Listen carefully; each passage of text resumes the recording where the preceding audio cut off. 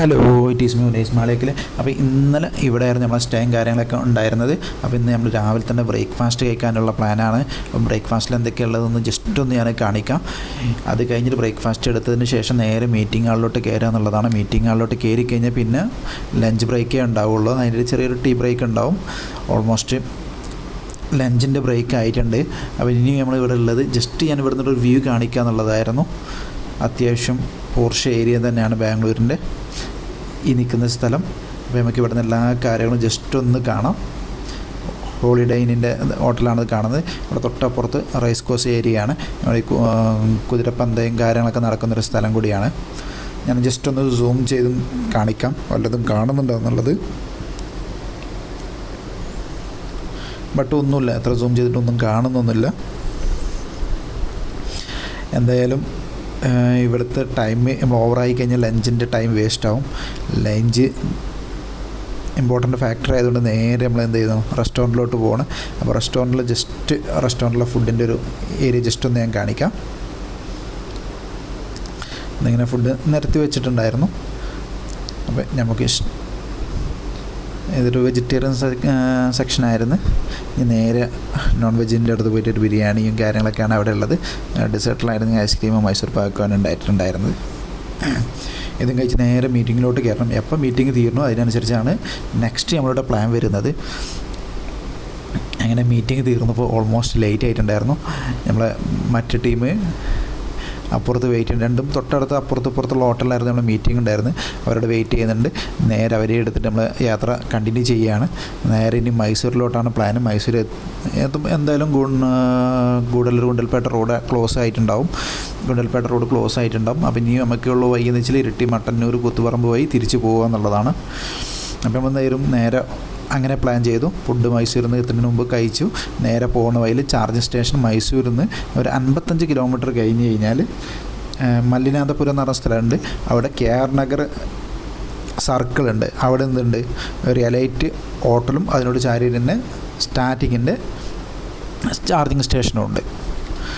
ഈ elite restaurant അത്യാവശ്യം നല്ല കോപ്പറേറ്റീവ് ആയിരുന്നു. ഞാൻ ബാത്റൂമും കാര്യങ്ങളൊക്കെ അവർ യൂസ് ചെയ്തു. അവർക്ക് യാതൊരു പ്രശ്നമൊന്നുമില്ലായിരുന്നു.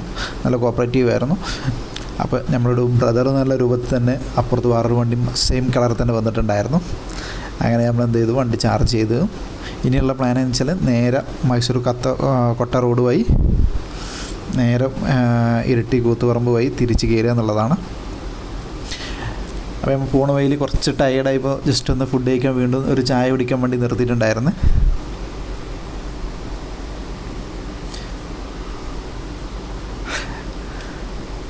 അവിടെയാണ് ഒരു കർണാടകൻ്റെ EV വെഹിക്കിൾ ബസ് കാണാൻ പറ്റി.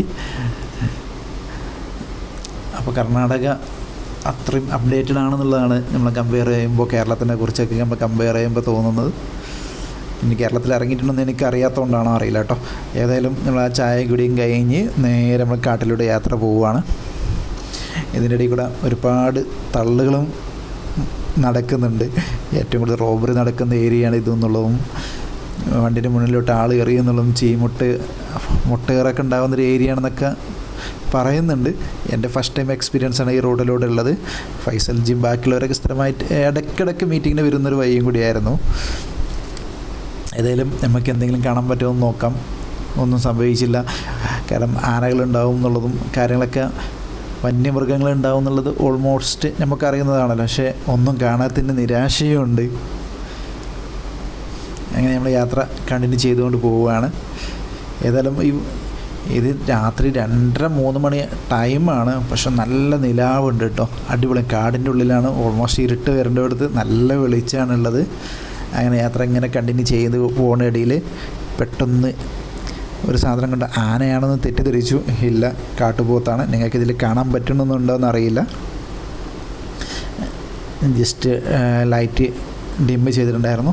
അങ്ങനെ അതിനും കഴിഞ്ഞ് നേരെ നമ്മൾ എന്ത് ചെയ്യണം, യാത്ര കണ്ടിന്യൂ ചെയ്യാണ്. ഇതിലൂടെയുള്ള യാത്ര നല്ല രസമായിരുന്നു. അത്യാവശ്യം പേടി മനസ്സിൻ്റെ ഉള്ളിലുണ്ട്. നല്ല വൈബ് ആയിരുന്നു കേട്ടോ. ഇതിൻ്റെ ഇടയിലൂടെ നമ്മളെ ഗൂഗിൾ മാപ്പ് ചെറുതായിട്ടൊന്ന് പറ്റിച്ചതാണോ അല്ല റിയലി ഇങ്ങനെ തന്നെയാണോ റോഡ് എന്നറിയില്ല. നേരെ ഒരു ഓഫ് റോഡിലോട്ട് തള്ളിയിട്ടിട്ടുണ്ട്. ഏകദേശം പെട്ടു എന്ന് പറയാം. ഏകദേശം നിയറസ്റ്റ് 20 കിലോമീറ്ററിൻ്റെ അടുത്തോളം ഈ റോഡ് ഇങ്ങനെ തന്നെ പോയി. നല്ല ഓഫ് റോഡായിരുന്നു. ഫൈസൽ ജിയാണ് ഡ്രൈവ് ചെയ്യുന്നത്. എന്തായാലും നല്ല പണി കിട്ടി എന്ന് തന്നെ പറയാം.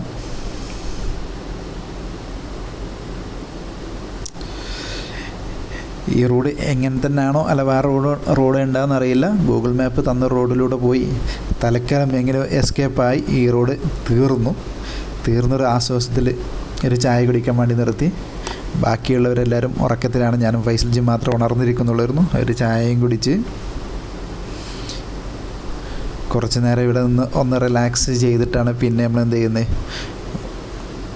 വണ്ടി എടുത്ത് പോകുന്നത് കേട്ടോ.